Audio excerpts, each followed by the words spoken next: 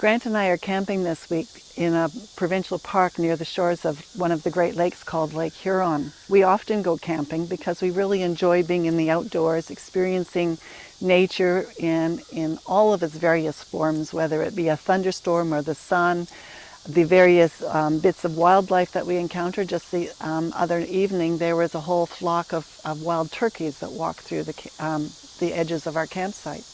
We've had not so pleasant experiences with some of the wildlife too. We've been sitting around the campfire and heard some noise and got out the flashlights and discovered that the raccoons were getting into our garbage. And we've been sitting in another campsite in our lawn chair, and a skunk went right underneath my chair towards the garbage. We've since learned to put the garbage away much earlier than we normally did.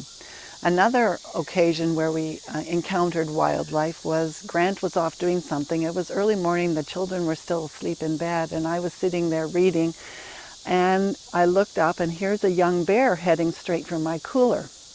Well, I wasn't about to easily give over my cooler and all of its food to the possession of a bear, and so I proceeded to have to jump up and scare this bear off my campsite. My children thought they had never ever heard me make a noise like that before. Well, last night we encountered some other wildlife. Sound asleep in bed. In the middle of the night I hear this gnawing sound, and I could tell it wasn't something that was supposed to be gnawed. I nudged Grant and I said, "Did you hear that?" And he grunted and rolled over. Not much help. Well, my eyes were wide open and I was listening very quietly, trying to figure out where it was and what it was coming from. And I could hear this rustling and then this pitter-patter of feet. And at one point I thought I heard it go behind my head, which made me sit up in anxiety and fear because I didn't want a mouse crawling over my face. You know, all these things going through my head, and I nudged Grant some more and he rolled over. No help at all. But as we were talking about it this morning, we began to realize how often the mice getting into my pantry, which is what happened, they found my popcorn that we always have along just in case we need a nibble before bed, and there was popcorn strewn through my pantry. The bag was shredded, and so we've cleaned that mess up. But so often the mice that we experienced last night are similar to the thoughts that we often get during our days.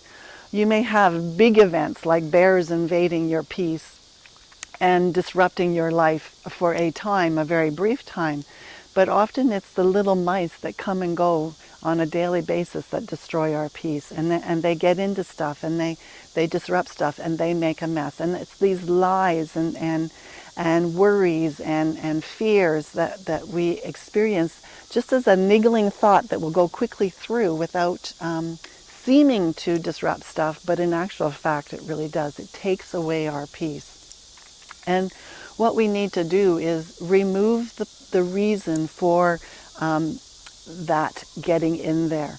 And so tonight, hopefully, we'll be able to set a trap and trap that mouse or mice so that we don't have any more issues. Mind you, we've also removed all of the edible food that it could possibly get at so that it's not going to have any reason to stay.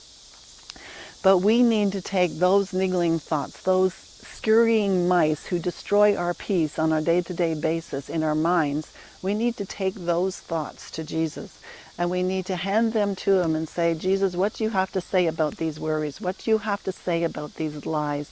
What do you have to say about these things that I'm believing about other people or myself that is disrupting my peace on a day-to-day basis?"